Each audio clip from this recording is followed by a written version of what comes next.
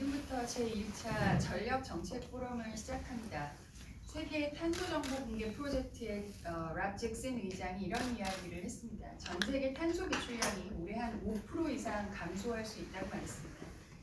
2008년 금융위기 이후에 한 1.4% 정도 탄소 배출량이 감소한 적이 있는데 5%라는 것은 2차 세계대전 이후에 최대 감소치입니다.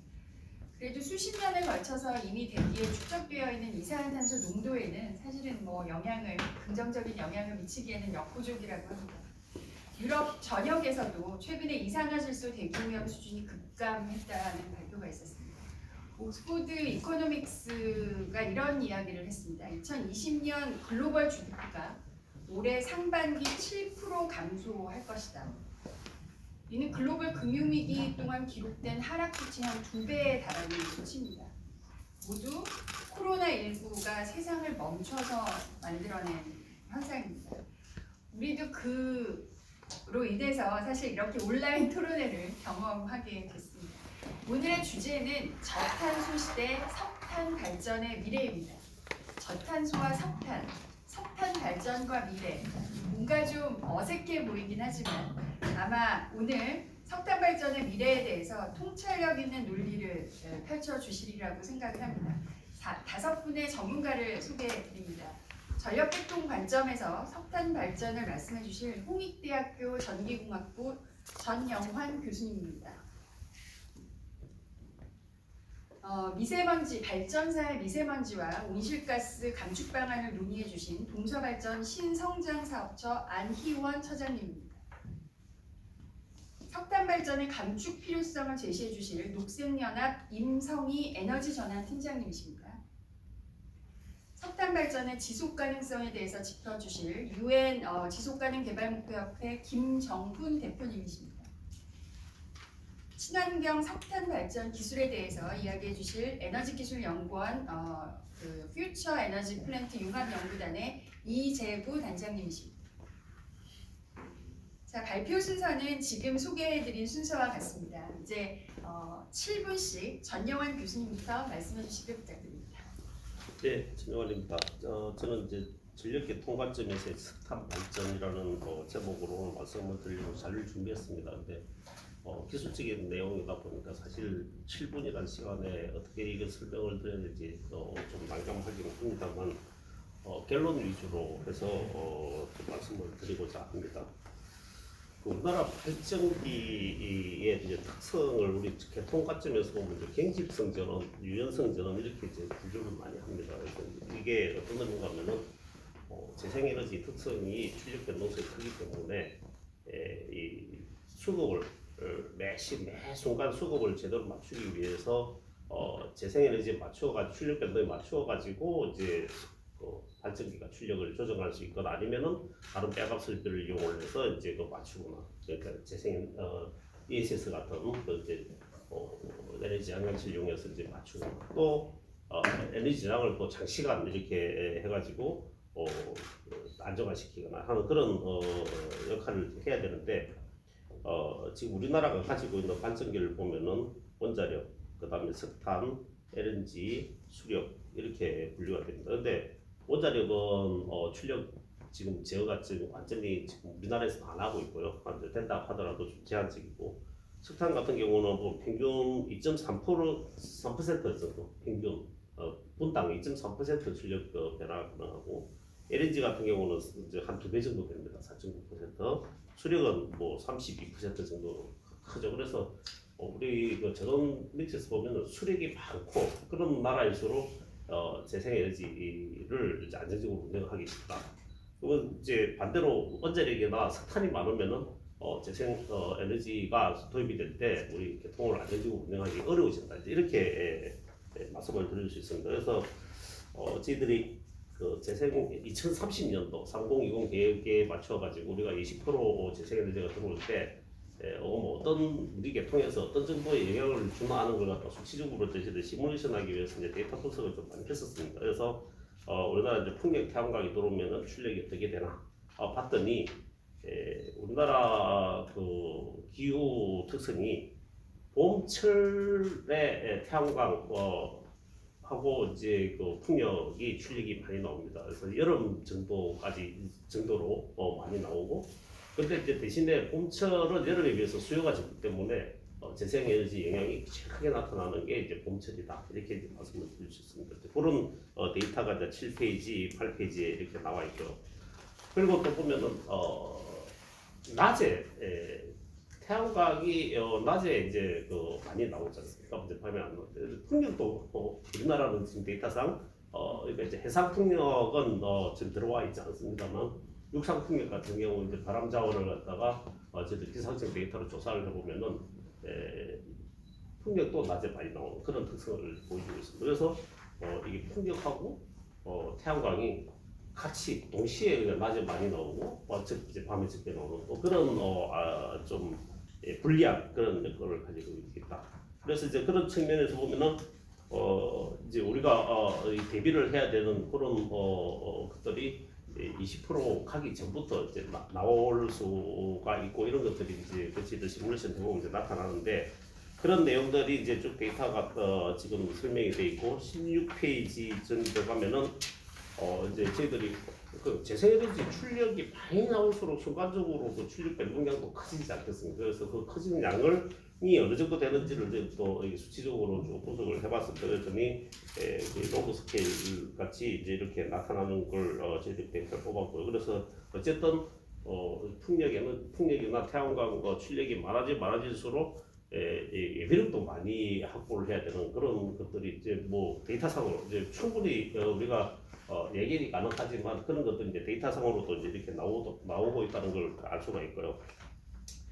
이렇게 했을 때 2030년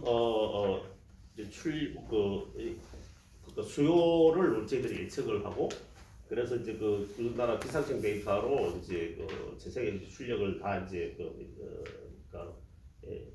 우리나라 기상청 데이터대로 풍력하고 태양광 설비가 전국의 20%를 점하도록 설비가 갖춰진다면 출력이 어떻게 될 것인가를 갖다가 이제 계산을 했습니다. 그래서 이제 시뮬레이션을 했는데, 24페이지가 보면은 이제 우리나라 1년 동안의 시간대별 수요하고 이제 재생에너지 출력에 대한 특성이 나와 있습니다. 1년을 쭉 뽑았는데, 이렇게 이제 시간대별로 해놓으니까 보기가 힘든데, 밑에 보면은 재생에너지 출력이 위에 탁 끊기지 않았습니까? 그래서 이제 25메가와트 이상은 커팅하는 걸로 이제 그렇게 지금 저희들이 이제 추정을 했는데, 그 내용은 25기가와트 정도 커팅을 하면 이제 에너지를 한 5% 정도 버리는 형태가 되는데, 이게 유럽에서도 이 정도로 지금 계획을 하고 지금 운영을 하고 있습니다. 설비 안 그러면은 설비 투자가 워낙 많아지기 때문에 그렇게 했을 때 이제 전체적으로 저희들이 뭐 어떤 정도 영향이 있느냐를 봤더니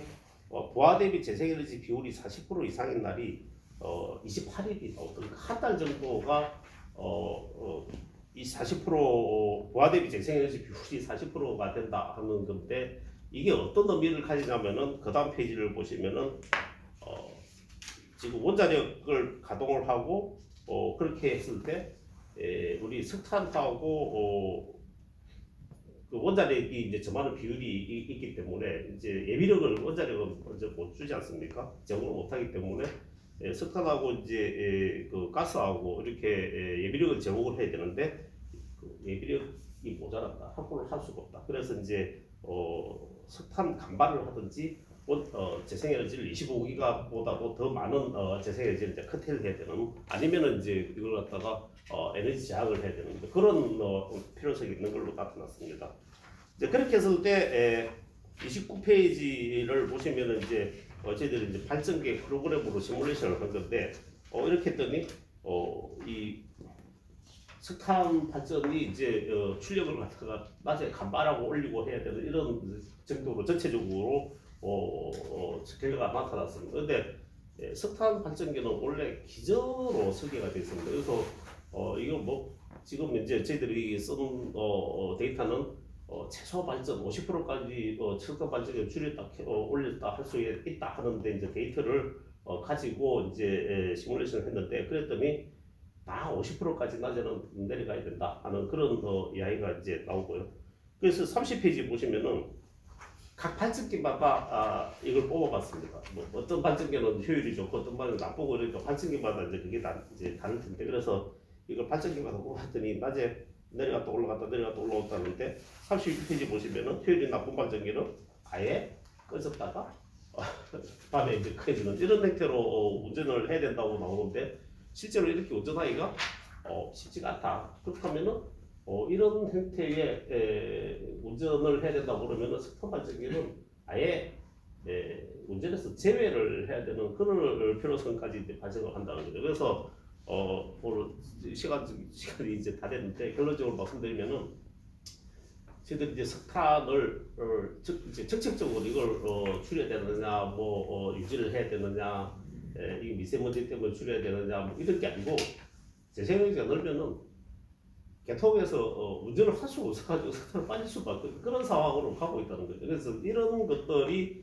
사실 조금 더 기술적인 이런 특성들을 갖다 우리가 잘 보면은 제가 드리고 싶은 말씀은 쓸데없는 논의를 할 필요가 없지 않느냐. 이 개통 운영을 못하는 이런 설비들을 앞으로 유지를 한다는 것 자체가 사실은 힘들지 않느냐 하는 이런 관점에서 이제 좀 우리가 이걸 한번 쳐다볼 필요가 있지 않겠느냐 그런 측면에서 결론적으로 이 석탄의 미래에 대해서 좀 이 아주 그 비관적인 말씀을 드리면서 오늘 제 말씀을 마치도록 합니다. 감사합니다. 네, 감사합니다. 그 석탄 산업계에서 보면 아주 가슴이 쿵 하고 내려앉는 말씀을 해주셨는데요. 제가 듣기로는 한 250명 정도 사전에 온라인 같이 참여해주시는 분들이 신청하셨다고 들었습니다. 의견이나 질문이 있으시면 댓글로 남겨주시면 저희가 시간이 허락하는 대로 이야기를 나누도록 하겠습니다. 이번에는 안희원 차장님께서 이야기를 좀 해주시겠습니다. 예, 안녕하십니까. 동서발전 신성사업차장 안희원입니다. 먼저 전영환 교수님께서 굉장히 저희가 귀담아 듣고 굉장히 잘 알아서 미래에 잘 내용들 잘 발표해 주셔가지고 많이 배웠다고 생각합니다. 저는 이제 발전사의 미세먼지 온실가스 감축 방안에 대해서 한번 말씀을 짧게 드려보겠습니다. 제가 발표 순서가 두 번째니까 간단한 팩트부터 몇 가지 말씀드리면요. 전체 개통은 126기가와트가 지금 전력 공급이 가능하고요. 원자력이 23기가와트, 발전 5개사가 이제 54기가와트이고 민간도 48기가와트의 설비를 갖고 있습니다. 석탄 적지만 민간은 이제 LNG 발전소와 신재생 발전소가 있고요. 근데 제가 모두에서도 말씀을 드렸고 전영환 교수님께서 잘 설명해 주셨겠지만 발전회사는 이렇게 미세먼지와 온실가스 감축에 대해서 굉장히 많은 고민들하고 책임감을 느끼고 있습니다. 그리고 감축 방안을 이행 중이다 이렇게 말씀을 드립니다. 석탄화력 비중이 높다는 것은 뭐 말씀을 드렸는데 팩트를 보면 전체 저희가 54기가와트 중에서 석탄화력이 34기가와트이고 비석탄화력이 LNG와 신재생이 20기가와트 정도 보유하고 있습니다. 미세먼지하고 온실가스 배출 현황을 보면 다른 전문가님의 통계치하고 조금 차이가 있겠습니다만 저희가 내부적으로 활용 가능한 그리고 국가 통계를 이용하면 미세먼지는 이제 PM2.5 기준으로 작년에 발전 5개에서는 18,000톤의 이제 미세먼지를 배출했습니다. 근데 이제 18,000톤이 이제 뭐 통계치마다 다른데 저희가 보기에는 국가 전체 배출량의 한 6 내지 7% 정도 되지 않을까라고 생각합니다. 그런데 저기 15년과 비교해 보면 저희들은 50% 이상 이걸 줄였다 이렇게 말씀을 드리고요. 두 번째 이제 온실가스는 국가 전체는 이제 7억 톤 정도를 배출한다고 제가 사전에 다른 전문가분 자료도 보고 하니까 그렇게 저희도 생각하고 있고요. 발전소는 약 2억 톤 정도 배출하니까 한 30% 정도 미만인 거죠. 이렇게 저희가 배출하고 있습니다. 석탄과 가스를 보면 뭐 잘 아시겠지만 기가와트 아워의 전기를 생산함에 있어서 석탄은 이제 900톤 정도의 이산화탄소를 배출한다면 가스는 380톤을 배출하기 때문에 상대적으로 그래도 가스가 좀 친환경적인 발전 설비다 이렇게 이해하시면 될 것 같습니다. 그러면 이제 전영환 교수님께서 굉장히 무겁게 토론을 시작해가 저희한테 굉장히 많은 책임을 주셨고 저도 사실은 저희가 미세먼지와 온실가스 감축에 대해서 막중한 책임감을 느끼고 있다 이렇게 말씀을 드렸는데 발전사는 이런 상황에서 이렇게 미세먼지와 온실가스를 줄이는 동시에 굉장히 노력도 하고 저희는 그 하는 일의 업의 전환을 좀 꾀야 되지 않는가 하는 게 제 개인적인 생각입니다. 뭐냐 하면 전기를 항상 뭐 화석연료만 생각하는 것도 하나의 방법이지만 저희가 다른 방식으로 생각할 수도 있고요. 다른 에너지 서비스 산업도 저희 진출한 게 맞지 않다는 게 제 개인적인 생각입니다. 첫 번째는 발전회사 5개는 신재생 발전 설비 건설에 대해서 굉장히 노력을 많이 했습니다. 제가 통계치를 뽑아봤는데 올해 1월 기준으로 발전회사 5개는 3,644메가와트의 신재생 발전 설비를 이미 건설했습니다. 향후는 더 많이 건설할 거고요. 이게 얼마나 그 큰 신재생 설비인지 제가 비유하면 원전 2.6기 분량입니다. 두 번째는 기존 석탄 화력의 환경 설비를 보강하기 위해서 굉장히 나름대로 노력하고 투자를 많이 하고 있습니다. 저희가 최근에 계획을 세운 것은 향후 한 10년 정도 동안 발전 5개 회사가 공이 조금씩 이제 투자를 10년간이죠. 좀 긴 기간이지만 약 10조 원의 돈을 투자해서 석탄 화력의 어떤 미세먼지를 잡는 기술들을 저희가 투자를 하려고 지금 계획 중입니다.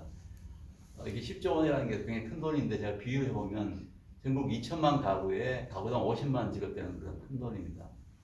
현재 그 황산화물, 그다음에 질소산화물, 그다음에 더스트의 배출 기준치는 각각 50ppm, 60ppm, 12mg입니다.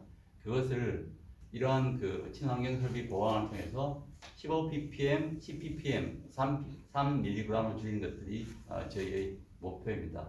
그걸 위한 기술로서 뭐 탈황 설비에 어떤 것을 설치하고 탈질 설비에 어떤 것을 설치하는 것은 좀 구체적인 부분이기 때문에 제가 넘어가고요.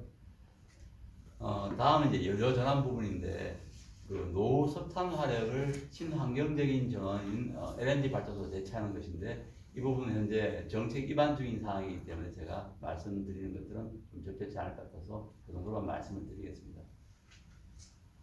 다음은 저희가 에너지 신사업을 통해서 신재생 에너지를 보완하고 전력 피크를 저감하는데 발전회사가 가장 앞장서겠다 이렇게 생각을 합니다. 이런 계획을 가지고 있습니다. 첫 번째 보면 신재생 설비와 연계된 ESS 에너지 저장 장치인데요. ESS 설비를 발전사는 이미 1기가와트/아워를 투자하였거나 그 다음에 설치 중입니다. 1기가와트면 원전 거의 1기분에 육박하는 에너지 저장 장치입니다. 굉장히 큰 용량이고요. 두 번째는 다른 회사도 이렇게 많이 노력하시면 저는 산업용 전기를 좀 더 효율적으로 쓰기 위해서 산업용 ESS에도 저희가 240메가와트/아워를 투자를 했습니다. 그러니까 산업용 전기는 주로 제철 회사에서 많이 쓰는데 이 회사에서 전기를 적게 쓰는 경부화 시간대에 이제 충전을 했다가 전기를 많이 쓰는 중부화 시간대에 ESS 전기를 이렇게 방출시키면 저희가 피크 발전소를 짓지 않기 때문에 실제로 에너지를 효율적으로 이용해서 간접적으로 저희가 그 이산화탄소의 배출 저감이라든가 미세먼지 저감에 기여를 한다고 생각합니다. 마지막은 이제 다른 회사도 굉장히 열심히 하고 업의 전환을 이렇게 하는데 저희 사적인 견해입니다. 저희 회사에 대표하는 견해나 제가 하는 일이기 때문에 말씀드리면 저희들은 에너지 효율화에 대해서 굉장히 고민을 하고 새로운 비즈니스를 만들어야 되지 않을까 생각하는데 동서발전은 대학의 캠퍼스 에너지 효율화하고 두 번째로는 지자체가 가지고 있는 공공건물의 효율화, 그걸 저는 스마트 에너지 시티라고 하는데 그것을 위해 노력하고 있습니다. 구체적으로 말씀을 드려보면 전국 단위, 캠퍼스 단위의 이제 그 대학의 에너지 비효율을 진단해서 저희 솔루션을 제공하고요. 그 다음에 유사한 일들을 공공건물에 합니다. 이렇게 하면 저희 생각은 한 20% 정도의 전력 사용량이 절감되지 않나 이렇게 생각하고 있습니다. 이상으로서 제 발표를 마치겠습니다. 감사합니다. 잘 들었습니다. 차장님 말씀 들으니까 이게 석탄 발전이 없어져도 우리나라 발전소가 걱정이 없어 보이는데 맞습니까? 그런 건 아니에요. 저희 굉장히 노력을 많이 하고 있고요.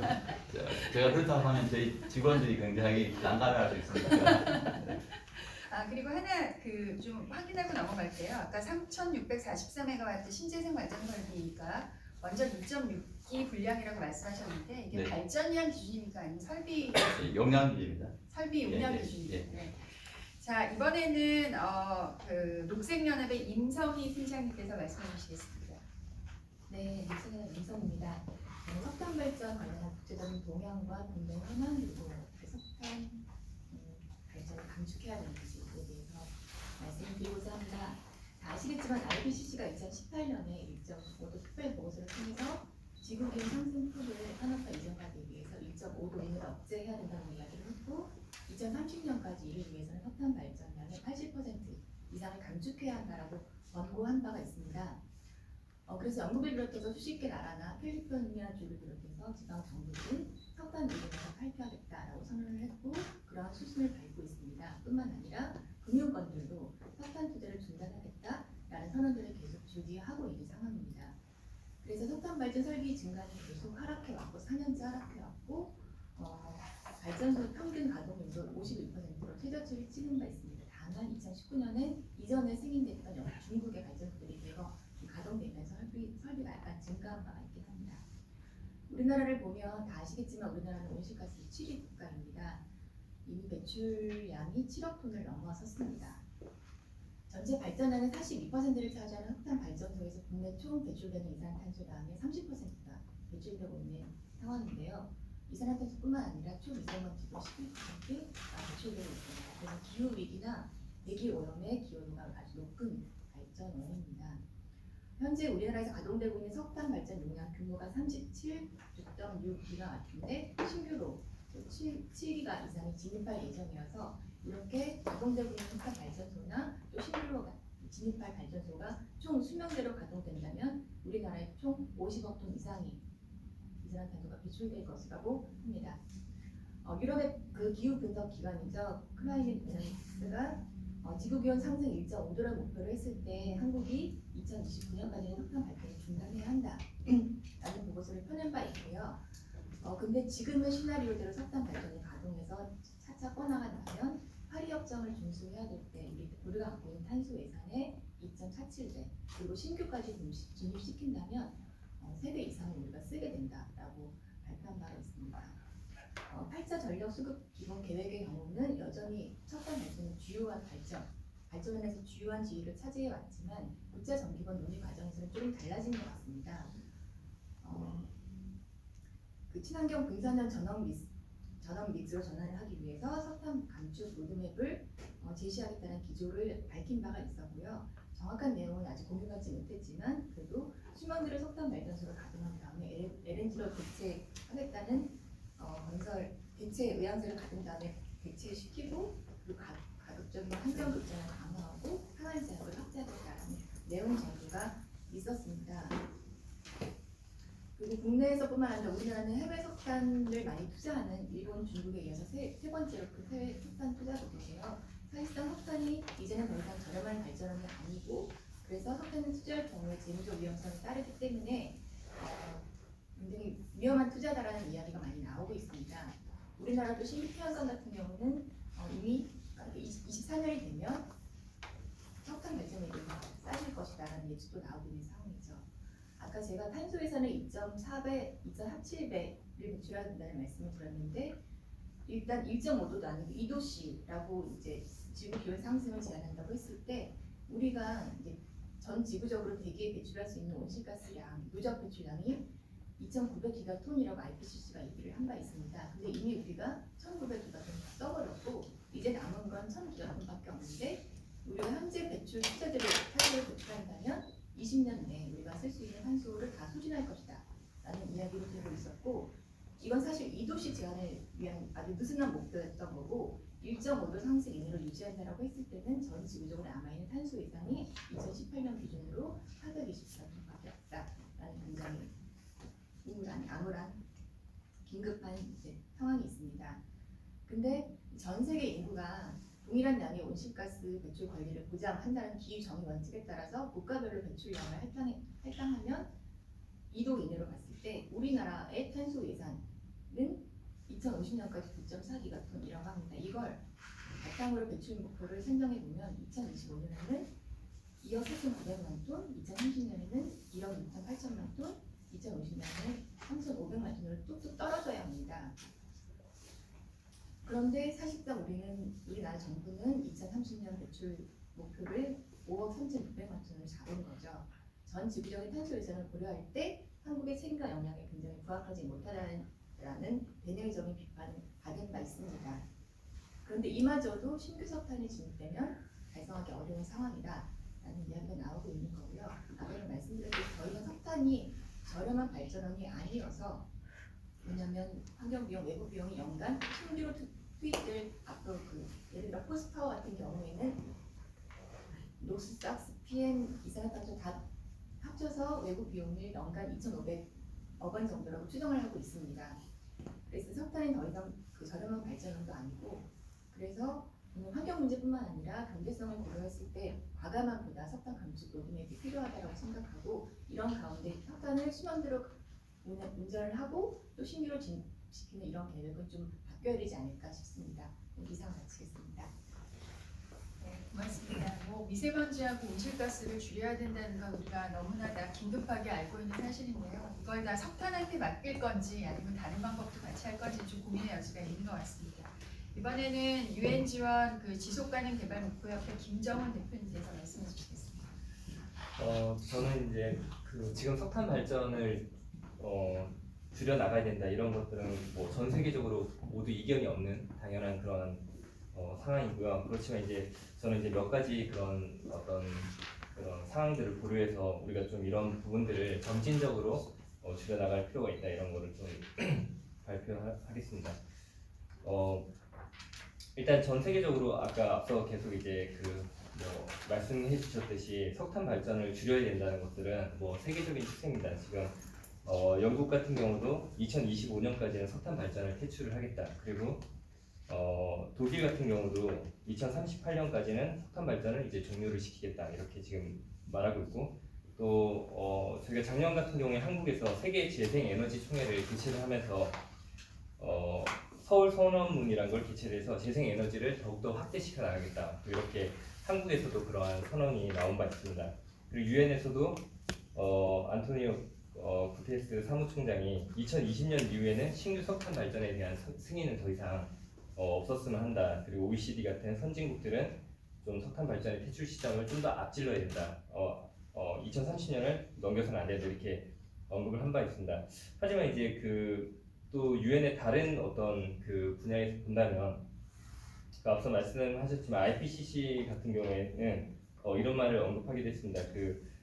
각국이 가지고 있는 경제, 문화, 국가적인 유산들, 또 관습 이런 것들이 모두 다르기 때문에 우리가 일괄적으로 어떤 화석 에너지를 다 줄여 나간다고 이렇게 동일한 어떤 잣대를 가지고 줄여 나갈 수는 없다. 왜냐하면 어떤 국가들에서는 아직도 여전히 화석 에너지가 국가 경제를 유지하는 근간이 되기도 하기 때문에 그런 것들도 봐야 되고, 또 하나는 우리가 이제 선진국들은 사실 신기술, 그린 뉴딜이라는 말도 요즘 많이 나오는데 신기술을 많이 가지고 있습니다. 하지만 아직도 잘 아시다시피 개도국들이나 어떤 빈곤 국가에서는 그러한 기술들이 없기 때문에 사실은 어떤 그런 당장 이런 석탄 발전을 줄여 나가야 된다는 세계적인 추세에 바로 동참하기 좀 어려운 그런 여건들이 있습니다.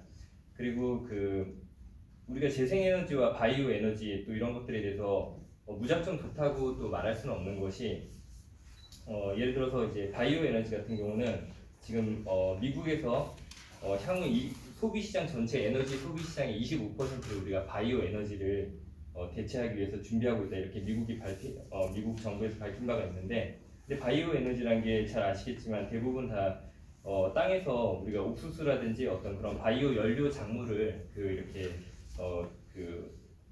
작물을 이렇게 기르면서 거기서 이제 에탄올이라든지 여러 가지 그런 에너지원을 얻는 건데, 이제 이러한 것들이 이제 사실 다른 예를 들어 식량 가격에 대한 급등이라든지 토지 가격 상승, 또 이제 뭐 땅이 건조화된다든지 환경에 대한 파괴하는 부분들, 이런 것들을 우리가 실제로 많이 좀 축소돼서 발표가 되고 있다. 그리고 또 문제는 선진국들에서 이런 것들을 정책을 추진했을 때 개발도상국이나 중진국들에서는 어떤 이러한 땅을 담보로, 환경을 담보로 해서 굉장히 많은 오염을 좀 떠안게 될 수가 있다.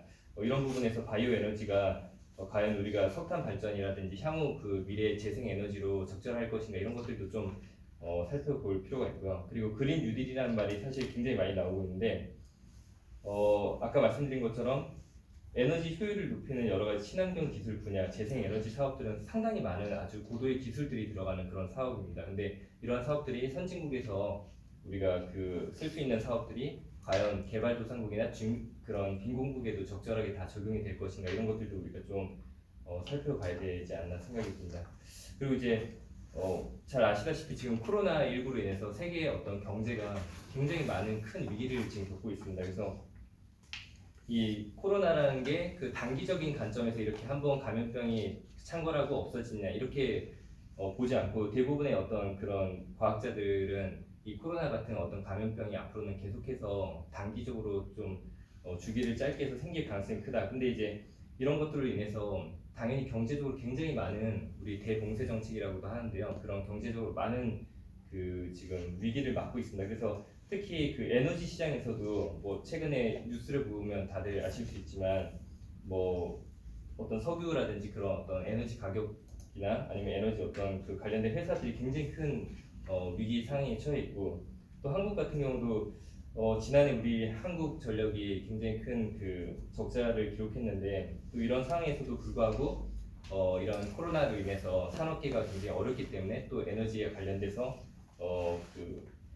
소상공인이라든지 취약계층, 또 어떤 산업계에 대해서 전기요금 납부를 좀 유예하는 그런 정부 정책도 지금 추진을 하고 있고, 그래서 우리가 이런 코로나로 인한 경제 위기 상황에서 과연 무조건적인 어떤 그런 에너지를 빨리 대전환시키는 것이 맞느냐, 이런 것도 좀 한번 살펴볼 필요가 있을 것 같습니다. 그리고 유엔에서 열리는 최근 에너지 관련된 컨퍼런스를 보시면 대부분 다 에너지만 보진 않고요.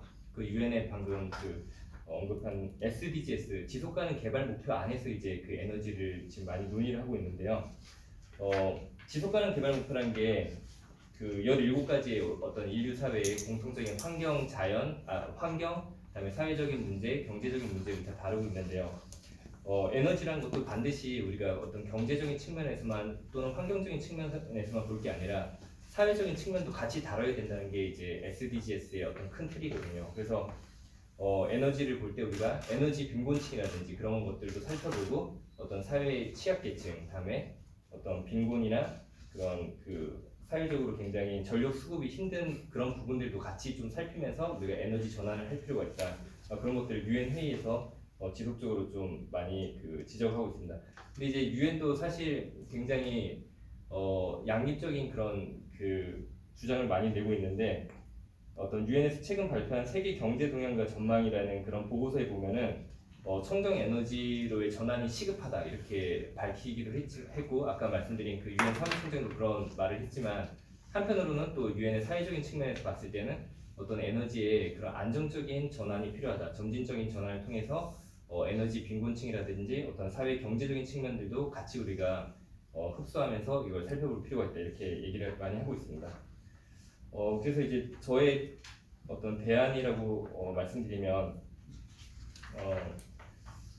일단 에너지로 어떤 성공적인 전환을 위해서는 기본적으로 어떤 탄소세, 우리가 많이 언급했던 탄소세라든지 이런 부분들을 부과를 해서 우리가 경제적으로도 좀 이득이 되는 방향, 그리고 또 탄소세를 부과하는 대신 어떤 기업들한테 법인세라든지 어떤 소득세를 조금 인하를 해서 산업계에서 어떤 그러한 부분들에서 인하된 어떤 법인세, 소득세로 인해서 산업계가 좀 투자를 활발히 촉진할 수 있는 그런 경제적인 여건을 좀 만들어주고, 거기에 또 비례해서 탄소세를 좀 우리가 부과한다면 당연히 그런 어떤 저탄소 정책에도 그건 부합될 수 있고 경제적으로도 활성화를 줄 수 있지 않나, 이렇게 생각합니다.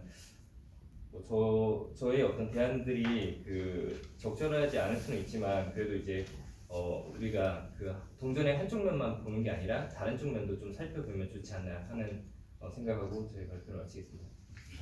네, 고맙습니다. 우리가 사실은 석탄 발전만 따로 떼놓고 얘기할 수는 없는 거는 지금 말씀하신 것처럼 연결과 상호작용 속에서 우리가 고민을 좀 할 필요가 있는데요. 말씀하신 것처럼 유엔의 기후 변화에 관한 정부 간 협치 IPCC에서 2도씨를 줄인다를 합의하는 데까지 사실 25년이나 걸리지 않았습니까? 근데 우리가 왜 2도씨냐, 왜 2도씨를 정했느냐, 그 기준에 조금 주목할 필요가 있는 것 같습니다. 첫 번째는 2도씨가 식량 생산을 위협하지 않는 온난화 수준이라고 판단을 했고, 두 번째는 생태계가 제공하는 서비스가 위협받지 않는 수준. 그다음에 마지막은 경제 성장 지속이 가능한 수준을 기준으로 한 수치라고 합니다. 그러니까 하나만 고려하지 않았다는 걸 우리가 이제 여기서 확인을 할 수 있는데요.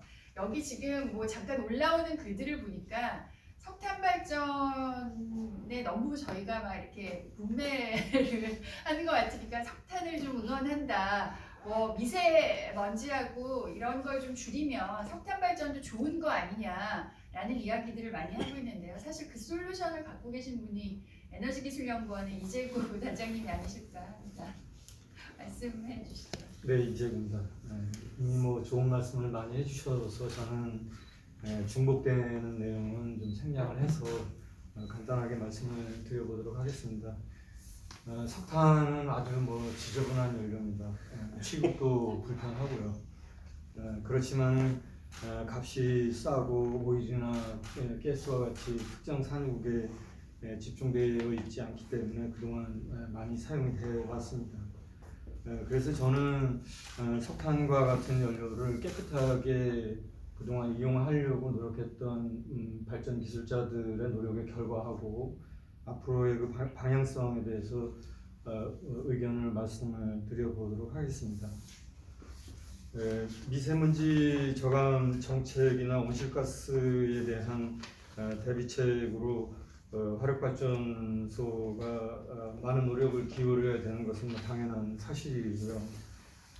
그래서 그 IEA 리포트에 따르면은 앞으로 기술개발 로드맵은 중단기적으로는 고효율 저공해의 발전 기술을 개발하고 그 이후에는 탄소를 포집 저장하는 그런 흐름으로 가야 되지 않겠는가 하는 것이 지금까지의 어떤 견해였습니다. 그래서 현재 기준으로 봤을 때는 효율을 향상시켜서 한 20% 정도의 탄소 감축을 하고 CCS 기술이 개발이 되면 한 50% 이상의 탄소 감축을 하는 그런 흐름으로 가야 되지 않겠느냐 하는 그런 게 일반적이고요. 우리나라 그 산업부의 그 기술 로드맵에서도 보면은 그 과거에는 이제 석탄에 집중되어 있다가 금년도 금월에 그 수립된 그 내용을 보면 천연가스 비중이 좀 많이 높아졌습니다. 이것은 앞으로 우리나라의 그 발전 설비 용량이라든지 발전량의 비중이 천연가스 쪽이 좀 늘어날 가능성이 있기 때문에 뭐 당연히 그래야 된다라고 생각을 하고 있고요.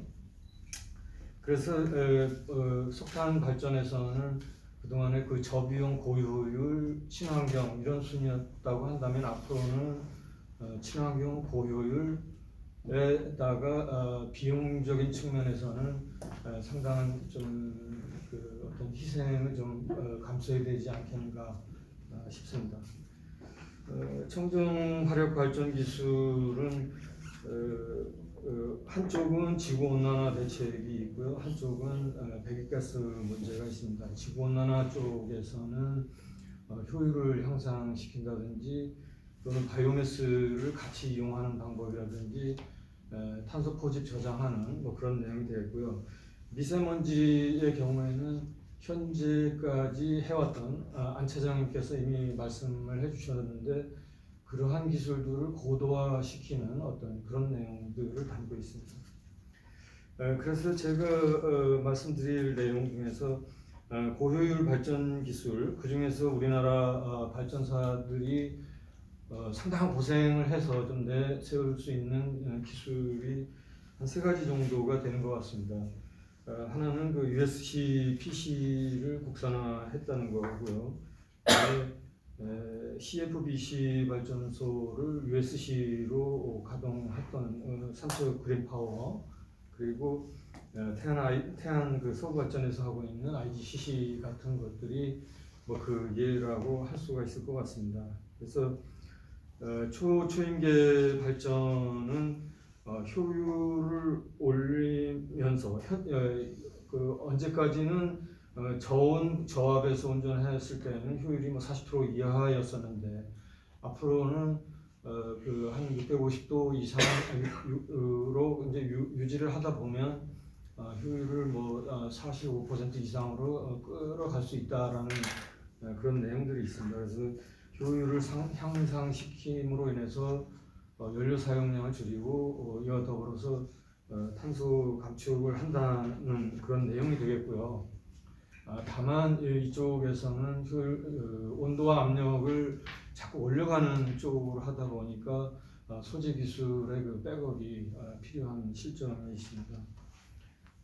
CFBC 순환유동층 연소 기술은 연소실 내에서 연료가 완전히 전환이 될 때까지 계속 순환을 하고요. 그 다음에 그 연소로 내에서 타랑 탈지를 할 수 있기 때문에 여러 가지 장점들이 있습니다.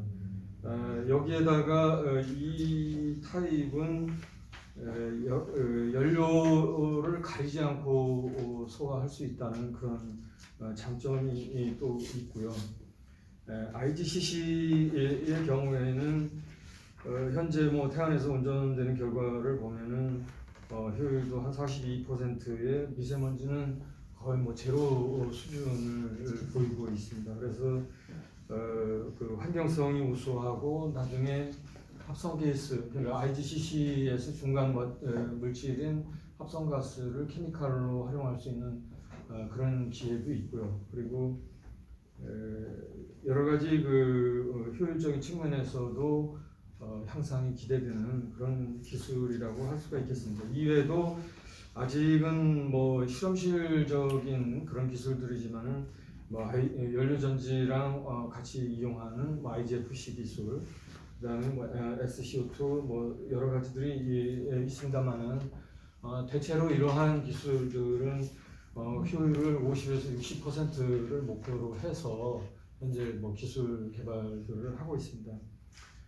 이에 그 바이오매스를 이용하는 기술인데 이것은 영국에서 처음 뭐 과감하게 시도를 했습니다. 그래서 드렉스 파워에서 4,000메가와트를 운전을 해서 결국 이산화탄소 감축과 더불어서 미세먼지도 줄일 수 있다라는 결과를 내놓았는데요. 바이오매스를 잘 이용하려면은 서플라이 체인이 완벽하게 좀 구현이 돼야 된다라는 그런 어려운 점들이 있습니다. 국내에서는 지금 뭐 영동 화력에서 1호기를 전소 발전으로 개조를 해서 잘 운전을 하고 있고요. 온실가스나 대기오염 물질 배출량은 뭐 현저하게 줄인 것으로 나와 있습니다. 미세먼지 저감 기술에 대해서는 이미 처장님께서 말씀하셨기 때문에 그 생략을 하기로 하겠고요. 다만 이 미세먼지 제거 기술은 현재까지는 어느 정도 해결이 된 거 아니냐 이런 생각을 했었는데 환경 규제치라든지 또는 국민들이 느끼는 어떤 고통이라든지 이런 측면에서 점점 규제도 강화되고 발전사 입장에서도 더욱더 그 제로 수준으로 끌어내릴 수 있는 그런 고도화 기술로 개발을 해나가고 있습니다. 마지막으로 이산화탄소 포집 저장하는 기술인데요. 발전소 내부에서 뭐 여러 가지 뭐 연소 전후, 연소 중 과정에서 이산화탄소를 포집을 해서 이것을 화학 원료나 생물 공정 또는 광물화로 이용을 하거나 아니면은 이제 육해상 어떤 분지에다가 저장하는 그런 개념으로 진행을 하고 있습니다. 우리나라에서는 10메가와트 포집 설비가 습식 건식으로 해서 실증 과정 중에 있고요. 여기서 이제 그 재생 에너지, 재생열, 흡수 흡착제의 그 재생을 위한 그 재생 에너지를 적게 쓰기 위한 노력을 하고 있습니다. CO2를 뭐 이용하는 그런 것들은 메탄올이나 계미산이나 뭐 미세 조류, 그다음에 뭐 광물화하는 뭐 그런 측면으로 현재 뭐 많은 연구자들이 연구를 하고 있습니다만은 아직은 규모 면에서는 초보적인 수준이다 이렇게 보시면 될 것 같습니다. 맨 마지막 슬라이드에서 제가 뭐 거의 그냥 훑듯이 이렇게 말씀을 드렸는데 추가적으로 말씀을 드리고 싶은 것은 효율을 향상시키기 위해서는 그 극한 환경에서 견딜 수 있는 소재 기술 개발이 앞으로 관건이 되지 않을까 생각이 되고요. 그 CCS 쪽에서는 결국에는 탄소 저장하는 연구 그룹들이 따로 있습니다만은 이쪽에서 물꼬를 터줘야 전체적으로 어떤 그 어플리케이션의 측면에서도 진보를 보이지 않을까 이런 생각을 하고 있습니다.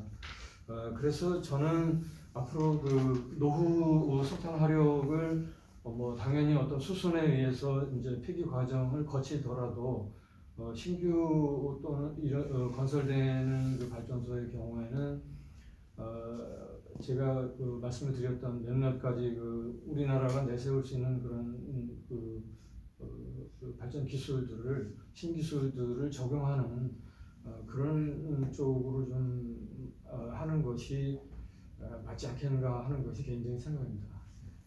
네, 고맙습니다. 마침 올라온 질문 중에 하나가 그 석탄 발전소를 LNG로 바꾸는 것과 아니면 지금 말씀하신 것처럼 석탄 발전을 청정화해서 조금 더 깨끗한 에너지원으로 사용하는 것 중에 어떤 게 더 우선순위에 둬야 되냐라는 질문들이 여기 잠깐 올라왔었는데요. 뭐 개인적인 의견을 주시면 좋을 것 같습니다. 저는 뭐 무슨 에너지 경제나 뭐 이런 쪽을 잘 모르지만은 우리가 두 가지 중에 하나를 고민할 때는 딜레마라고 그러고 세 가지 중에 하나를 고민할 때는 트릴레마라는 용어를 이제 쓰는데 사실 그 에너지 안보, 그다음에 환경성, 그다음에 모든 사람들이 이걸 골고루 누릴 수 있는 요 세 가지 요소들을 국가가 국민들 또는 산업체, 기업에 제공하는 것이 중요하다라고 생각을 하고 있고요.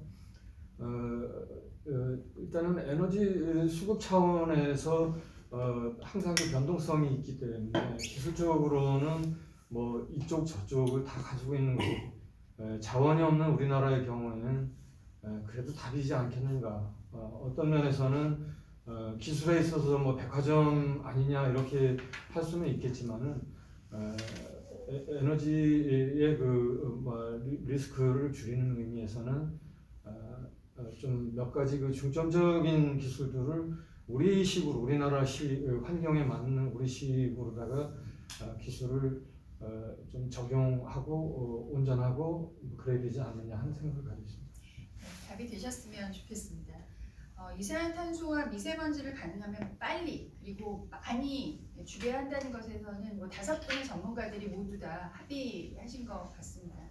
단지 그럼 어떻게 할 거냐 그리고 어떤 속도로 할 거냐에 대해서는 조금씩 다른 의견을 주셨습니다. 이번에는 사전에 제기해 주신 질문을 중심으로 이야기를 좀 나눠보도록 하겠습니다. 첫 번째 질문입니다. 최신 석탄화력 발전소는 친환경성이 강화됐다고 합니다. 가스화 발전 같은 신기술도 있어서 성공적 케이스로 석탄 발전이 가능하다고 얘기하는 사람도 있는데 정말 괜찮은가요? 라고 이야기를 했는데 사실 이재구 원장님께서 비슷한 이야기를 계속 해주셨는데 그래도 조금 답변을 주시죠. 석탄에서 가스를 만드는 뭐 기술은 뭐 영국에서 산업혁명이 일어날 때에 수은 가로등에 뭐 불을 붙이기 위해서 뭐 사용했던 그런 데서부터 출발을 합니다. 그래서 뭐 아주 뭐 색다른 개념은 아니고요. 그렇지만 이것을 어떻게 에너지 측면에서 효율적으로 사용하느냐 하는 개념에 있어서는 최근 들어서 뭐 일어났던 일이 아닌가 생각이 됩니다. 그래서 우리나라에서 현재 그 태안에서 운전되고 있는 석탄 가스화 복합 발전, 이제 영어 약칭으로 그냥 IGCC 이렇게 이야기를 하고 있는데요. 효율적인 측면에서도 뭐 현재 수준에서는 뭐 상당히 괜찮고 앞으로 고효율 게스터빈 후단에다가 효율이 높은 고효율 게스터빈이나 또는 연료전지와 같은 그런 그 효율이 높은 에너지 전환 설비를 붙일 수 있다는 게 이쪽에서의 그 가장 큰 장점입니다. 그래서 효율 향상시킬 수 있는 여지는 굉장히 많이 있고요. 환경 성능은 이 공정 자체가 에너지를 생산하기 위해서는 환경적으로 문제가 없어야 되는 요인들을 가지고 있어요. 그래서 외부적으로는 안 하셔도 될 수준이다라고 저는 말씀을 드리고요. 이제 문제는 이제 뭐 건설비라든지 제가 아까 공기를 분리를 해서 이제 산소를 생산하는 비용이라든지 이런 것들이 이제 아직은 좀 비싸다는 그런 단점이 있습니다. 그렇지만 국내 그 기술진들은 폐기 발전소를 IGCC와 같은 식으로 하나, 두 개 정도만 더 만들 수가 있다면 이쪽에서는 우리나라의 어떤 기술력이 거의 세계 탑 클래스로 끌고 갈 수 있다고 확신을 하고 있고요. 그래서 우리가 에너지 측면에서 환경성을 계속 강조를 하고 있는 이런 시점에서 본다면 IGCC와 같은 이런 환경 보전성이 우수한 것을 2호기, 3호기를 만들다 보면은 가격이 점차 내려가게 돼 있거든요. 공학적으로는. 그래서 국내 환경도 보전하고 또 이런 기술들이 앞으로 우리 그 어떤 수출 산업화로 일반적인 화력 발전을 수출하게 되면 좀 약간 좀 안 좋은 시각으로 보시는데 이런 정도의 수준의 기술이다 하면은 저는 그래도 세계적으로 어떤 그 보급의 가치가 있지 않는가 생각이 되고 그런 부분에서 우리나라가 좀 우위를 충분히 차지할 수 있다라고 생각하고 있습니다. 혹시 임성희 팀장님 반론 없으십니까? 네, 그 노후 석탄 화력 발전소에 비해서 새로 지어진 신규 발전소들은 이미 최초 임기하고 탈지, 사랑, 직진 설비 다 갖추고 있음에도 불구하고 미세먼지 배출량이 연간 423회입니다. 우리가 겨울철 그 미세먼지 대책으로 3개월 동안 진행했던 여러 개의 그 발전소를 끄고 상한 출력을 낮추고 이렇게 했을 때 약 2,000톤 정도의 미세먼지를 3개월 동안 줄였는데요. 제가 자꾸 지금은 블루파워로 이걸 바꿨지만 호스파워 이야기를 듣는 이유는 가장 늦게 진입하는 발전소이기 때문에 예를 드는 거고 늦게 진입하는 만큼 가장 나름 좋은 기술을 갖고 있을 거기 때문에 이제 예를 드는 건데 여기에서도 사실은 420톤의 미세먼지가 발생을 합니다. 아까 이제 발제하신 걸 보니까 그 석탄 가스와 같은 경우도 미세먼지는 거의 안 나온다는 말씀을 하셨는데 사실은 염분 화력에 비해서 녹수는 많이 나오는 걸로 나와 있고 그리고 제가 알기로는 이산화탄소는 저감이 별로 효과가 없는 걸로 알고 있어서 석탄은 어쩔 수 없이 아무래도 저는 친환경이라는 말을 붙이기는 어렵다고 생각합니다.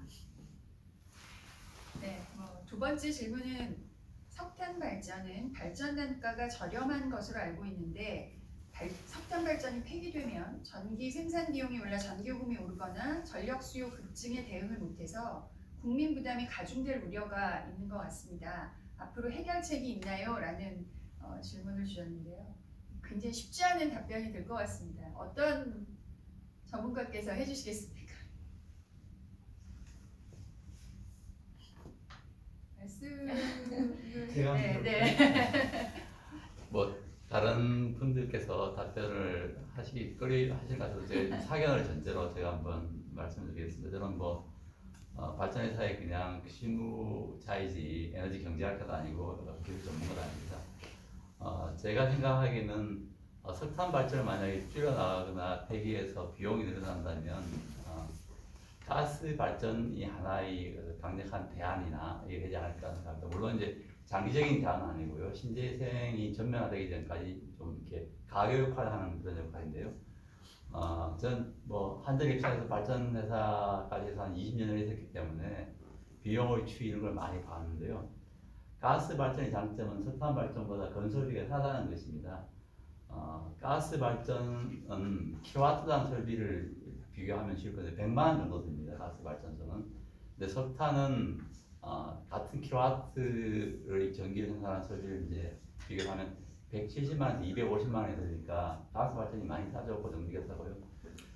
과거에는 석탄이 굉장히 저렴하고 많이 있고 우리 이재호 단장님께서 말씀하신 것처럼 지리적으로도 편중돼 있지 않기 때문에 그 장점이 있었습니다. 최근에 가스 가격이 많이 떨어졌죠. 시외가스 등 가스 가격이 많이 떨어졌기 때문에 가스 발전소의 변동비 또한 이렇게 높지 않다 이런 측면에서 저는 경제성에서는 과거에는 석탄이 우위가 있었는데 점점 더 가스가 더 유리해지는 측면들이 지금 있고요. 그 다음에 아마 임성희 팀장님께서 그 동의를 하시겠지만 석탄보다는 가스가 좀 환경적으로 낫지 않겠어요? 미세먼지는 8분의 1이고요. 제가 알고 있는 정보는. 그 다음에 그 온실가스는 3분의 1로 알고 있으니까 그 정도가 좀 뭐랄까 뭐 근본적인 대안이 될지 모르겠습니다만은 석탄이 이제 지금까지 경제성을 많이 받침했다면 석탄의 경제성이 최저하고 환경성에 대한 관심이 높아진다면 가스 발전이 어느 정도 기여할 수 있지 않을까 생각합니다. 네, 이거는 지금 현재 들어온 질문인데요. 석탄 발전이 갖고 있는 현행 문제점 등을 고려할 때 전체 에너지 생산에 있어서 석탄 발전이 차지하는 이상적인 비율은 어느 정도 될까요? 전혜원 교수님부터 말씀을 해주시면 좋을 것 같아요. 지금 제가 이제 석탄 발전소는 지금 기본적으로 기저 발전용으로 만들어져 있다. 그래서 출력 변동을 거의 안 하는 그런 지금까지 운영을 해왔는데 이게 미래에 가면은 완전 바뀌는 거죠 지금. 그런 부분에서 이제 지금 우리 미세먼지하고 이야기를 계속 하셨는데 그 출력을 50%까지 내렸다 올렸다 껐다 켰다 하면 그 미세먼지 보장 안 됩니다. 그래서 미세먼지를 계산하는데 그 미래의 운영 환경이 전혀 고려가 되지 않고 계산이 되어 있기 때문에 상당히 지금 여러 가지 다시 생각을 해야 될 필요가 많고 우리나라는 지금 석탄을 가스로 가지고 가겠다고 하는 구차 이제 그 계획에 기본 기저가 있는데 그거 가지고 지금 말이 많잖아요. 그런데 카본 트래커에서 최근에 보고서가 나온 게 2050년 CO2 그 파리 협약 그 시나리오대로 우리가 유지를 하려고 그러면은 가스도 전부 자초 자산으로 들어가서 600억 달러의 자초 비용 발생을 한다는 게 최근의 그 보고서입니다. 그래서 기본적으로 지금 온도 차가 너무 크다. 국내에서 보는 온도하고 해외에서 보는 온도하고 너무 크다. 그러니까 해외에서 2050년 파리 협약에 대한 2050년 계획을 우리가 생각을 한다 그러면은 가스도 안 된다는 이야기를 지금 하고 있는데 지금 석탄을 유지를 하고 이런 거 지금 이야기가 이렇게 나와 있는 것 자체가 사실은 뭐 현실적인 문제이니까 이제 뭐 당연히 이제 이야기가 나올 수 있지만 그래서 지금 이제 이런 문제를 우리가 이제 이야기를 하는데 지금 이 자리는 현재의 문제보다는 20년, 30년 뒤에 우리가 지속 가능한 에너지 공급 체계를 유지를 할 수 있느냐는 문제라고 생각을 합니다. 그래서 현재하고는 너무 다르기 때문에 맞춰가지고 두 가지를 이야기하는 데 대해서 너무 급격한 차가 있어서 생기는 문제다 이렇게 생각이 들고요.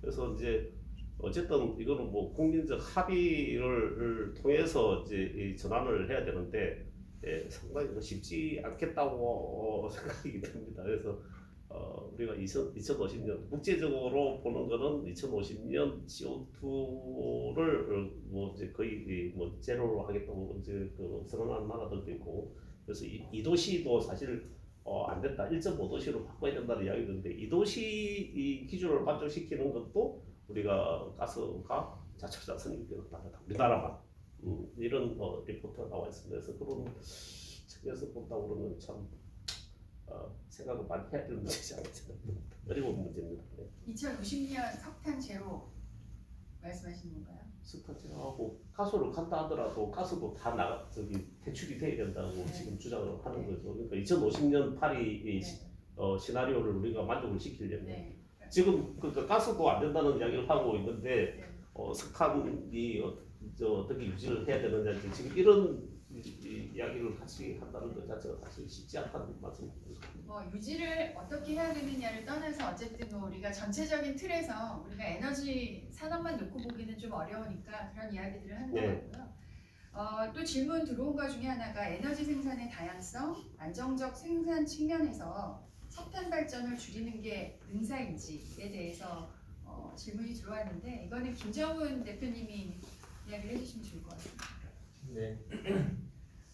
일단 이건 좀 다른 측면에서 봤을 때 우리가 석탄 발전에 대해서 굉장히 좀 이게 위협적이다 이렇게 느낀 거는 이제 세계적으로 우리가 파리 기후 변화 협약에 대해서는 뭐 모두 알고 있지만 근데 보통 일반적인 국민들이 봤을 때 석탄 발전이 굉장히 위협적이라 느낀 게 이제 소위 말해서 미세먼지 우리 한국이 굉장히 심해지면서 이 미세먼지에 대한 주요 어떤 위험 요인이다 이렇게 봐서 이렇게 많이 석탄 발전을 얘기가 나오게 되는데요. 근데 우리가 만약에 집에 들어갔을 때 이렇게 집에 밤에 들어갔는데 불을 이렇게 켰을 때 갑자기 등이 안 나오면 굉장히 당황하게 되잖아요. 근데 보통 일반적인 생활을 할 때는 우리가 불을 이제 점등했을 때 모두 다 불이 나오고 그렇기 때문에 대부분의 사람들은 전기라는 어떤 그런 자체를 아주 너무 당연한 공공재로 많이 생각을 하고 있거든요. 그렇기 때문에 지금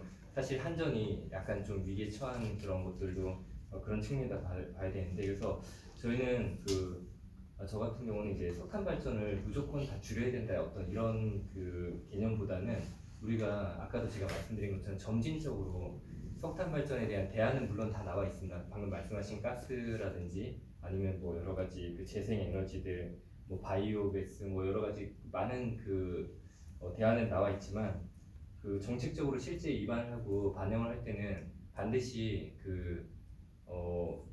국민 생활 일단 기본적으로 국민들이나 아니면 어떤 그런 우리 일상 생활에서 크게 부담되지 않는 선에서 그런 것들이 감축 방안들이 이루어져야 된다고 저는 보고 있고요. 그래서 이제 석탄 발전이 퇴출돼야 되고 석탄은 이제 더 이상 안 된다는 거는 전 세계 모든 사람들의 공통된 의견이고 그다음에 세계 각국의 정부 정책에도 반영되어 있기 때문에 거기에 대해서 이견은 없지만 하지만 이게 얼마나 급격히 줄여나가느냐 그리고 어떻게 점진적으로 줄여나가는 거에 대해서는 충분히 더 좀 많은 논의가 필요하지 않나 이렇게 생각을 하고 있습니다. 굉장히 어려운 문제인 것 같습니다. 그러니까 뭐 IPCC에서도 이제 2도씨 얘기할 때 세 가지 원칙을 얘기한 것처럼 우리가 그냥 이산화탄소나 미세먼지가 우리한테 굉장히 해롭다고 이것만 줄이는 거에만 너무 초점을 맞추다 보면 또 뭐 여러 가지 문제들이 생길 수 있을 것 같습니다. 또 질문 중에 하나는 저유가가 석탄 발전에 미치는 영향에 대해서 질문이 있는데요. 이거는 처장님이 아무래도 말씀을 해주셔야 될 것 같습니다. 뭐 경제학적인 차원이 아니라 제가 그냥 말씀드리겠습니다. 저유가 추세가 진행되면 이제 아무래도 기름과 석탄은 어떻게 보면 서로 대체제니까 석탄의 이제 상대적인 매력도가 좀 떨어지는 것이고요.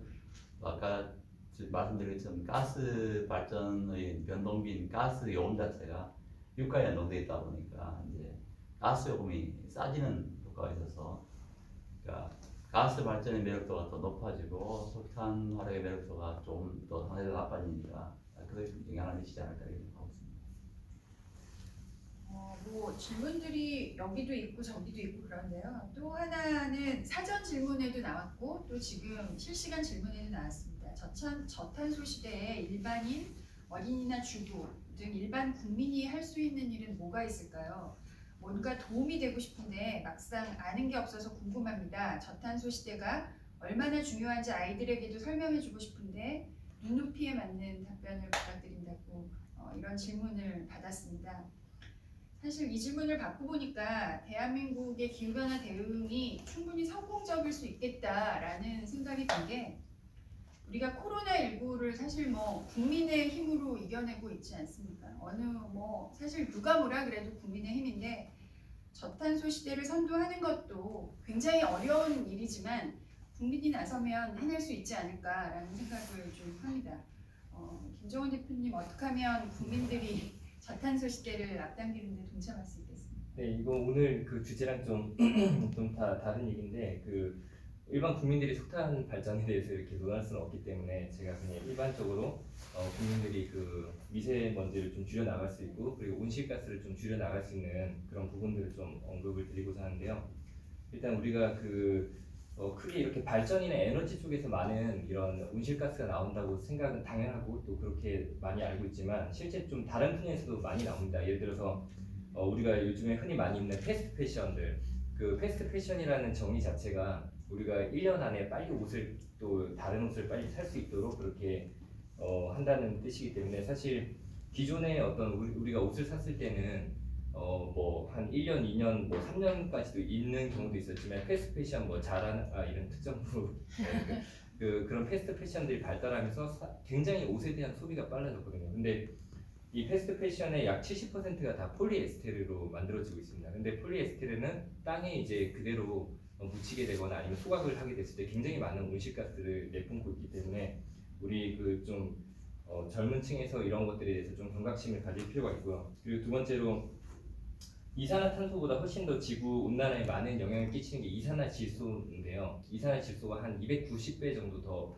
이산화탄소보다 그 온난화에 많은 영향을 미치고 있습니다. 근데 이 이산화질소 같은 경우는 그 축산업에서 많이 배출이 됩니다. 그래서 축산업도 일반인들하고 우리 별로 상관없구나 생각할 수 있는데 상관이 있습니다. 우유라든지 우리가 어릴 때부터 마시는 우유 같은 것도 다 축산업에서 나오는 어떤 그런 제품이라 볼 수 있거든요. 그래서 이런 분야에서도 좀 친환경적인 걸 유지를 하면 좋을 것 같고요. 그리고 이제 누구나 다 알 수 있을 정도가 됐지만 플라스틱에 대한 저감, 대한민국이 그 전 세계에서 1인당 그 연간 플라스틱 사용량이 한 137kg 정도인데 그 2위를 하는 국가가 미국이 한 93kg 정도 쓰니까 얼마나 많은 양을 우리나라가 쓰고 있는지를 알 수 있습니다. 그래서 전 세계적으로도 우리나라가 가장 많은 플라스틱을 쓰고 있지만 또 그 아시아 태평양 지역이 전 세계 인구를 약 한 60% 가까이 차지하는 한 40억 정도 살고 있는 이 지역에서도 굉장히 많은 플라스틱들이 바다에 그대로 많이 버려지고 있습니다. 그래서 우리가 일상생활에서 어떤 플라스틱 저감을 하고 옷 같은 것도 조금 더 어떤 소재를 친환경적인 소재를 좀 이용할 수 있으면 좋을 것 같고 그리고 우리가 우유라든지 이런 제품에서도 친환경성을 조금 더 살펴보면 좋지 않을까.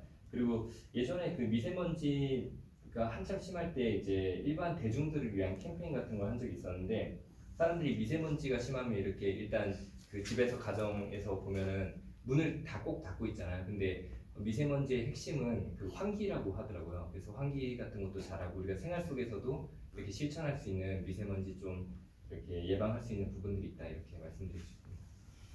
네, 뭐 우리가 할 수 있는 일들을 좀 찾아보는 게 좋을 것 같습니다. 이게 석탄 발전의 미세먼지나 유독물질을 줄이는 거에 대해서 또 이제 기술 말고 뭐 규제나 다른 측면에서 질문을 올라온 것들이 있는데요. 산업부가 지난 12월부터 2월까지 3개월 동안 8기에서 15기의 석탄 발전을 가동 중지하고 최대 49기의 출력을 제한해서 전년 대비 미세먼지 배출량을 한 40% 정도 감축했다고 합니다. 그러면서도 전력 예비율도 한 13%에서 35% 안정적으로 유지를 했다고 발표한 내용이 있습니다. 그런데 그러면 이런 조치가 항상 긍정적으로 작동할 수 있을까? 지금은 뭐 산업도 어렵고 경제가 어려워져서 전력의 수급에 문제가 없지만 4차 산업혁명 시대로 접어들면서 이게 또 달라질 수 있지 않을까 많은 우려들이 있거든요. 그러니까 석탄 발전을 지금 당장 우리가 다 끌 수 없으니까 어떻게 하면 기술적인 것 이외에 조금 더 미세먼지를 우리가 쓰는 동안이라도 미세먼지나 이산화탄소를 줄일 수 있을까라는 거에 대해서 좀 의견을 좀 주셨으면 좋겠습니다. 현재 민정희 팀장님.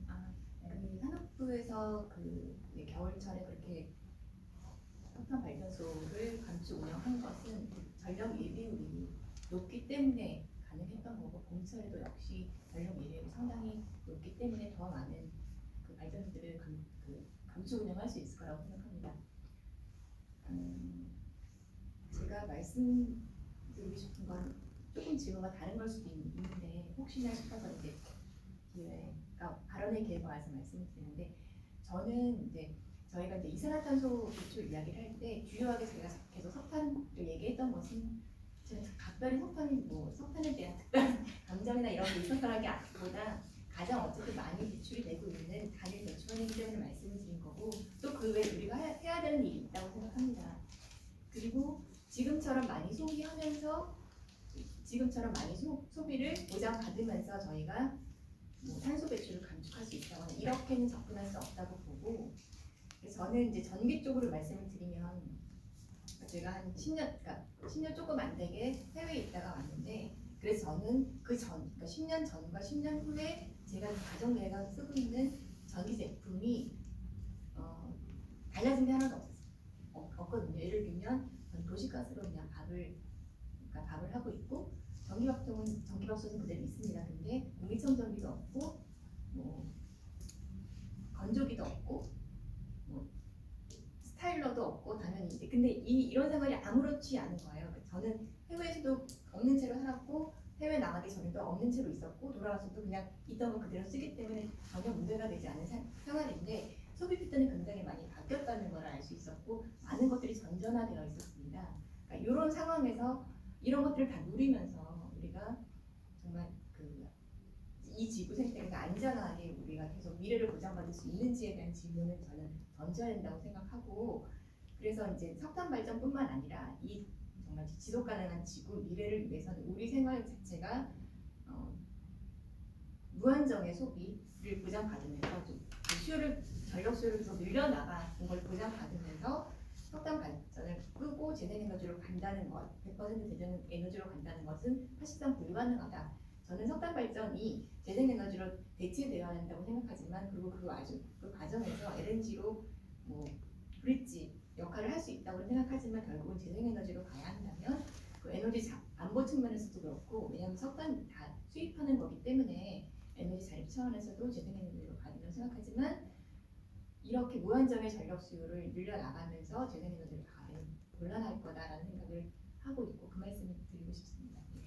네, 어떤 분이 그런 지적도 많이 했더라고요. 지금 팀장님 말씀하신 것처럼 우리가 재생에너지를 늘려야 된다라고 얘기하는 것조차도 오히려 에너지 소비에 초점을 맞춘 거지 그렇지 않고 에너지 효율과 에너지 절약을 우리가 우선하는 게 훨씬 더 필요하다라는 지적을 한 내용도 읽은 적이 있습니다. 전여원 교수님 더 하실 말씀이 있으실 것 같은데요.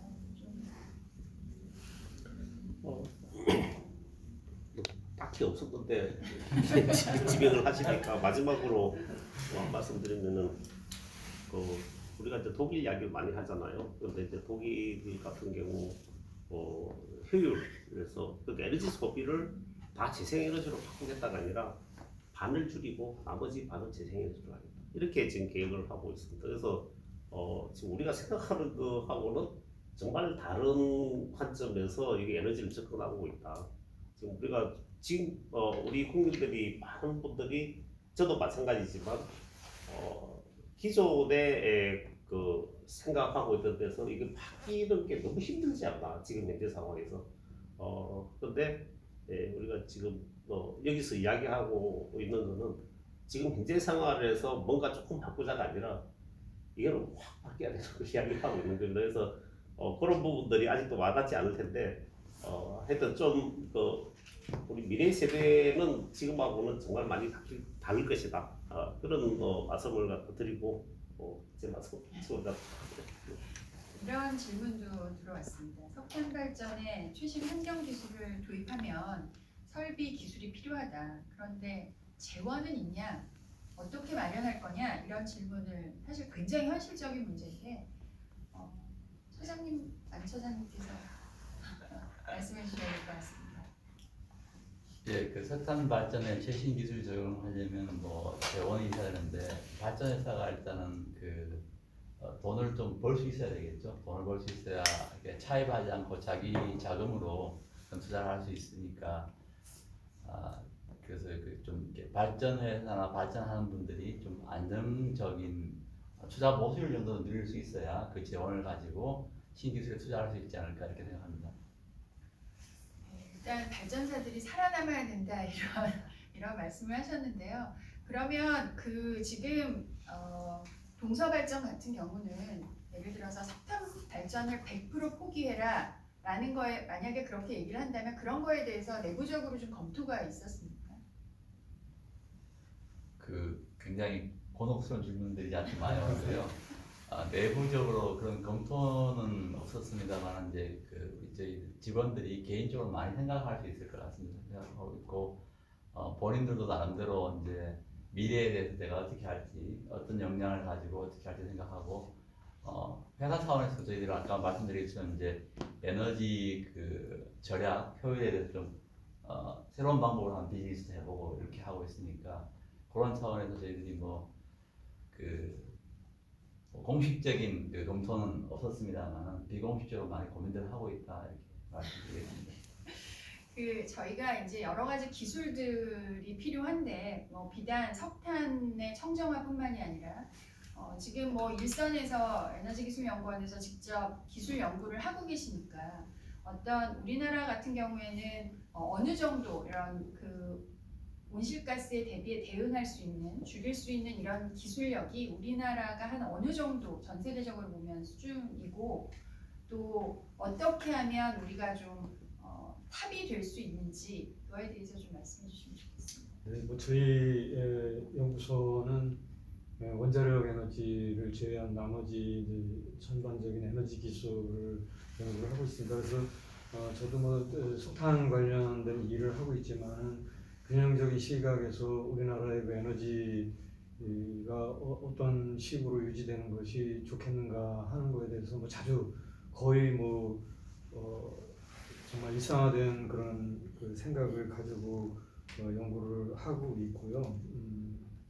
그래서 항상 그 머리에 스치는 것이 우리나라 그 신재생 에너지가 얼마만큼 갈 수 있을까?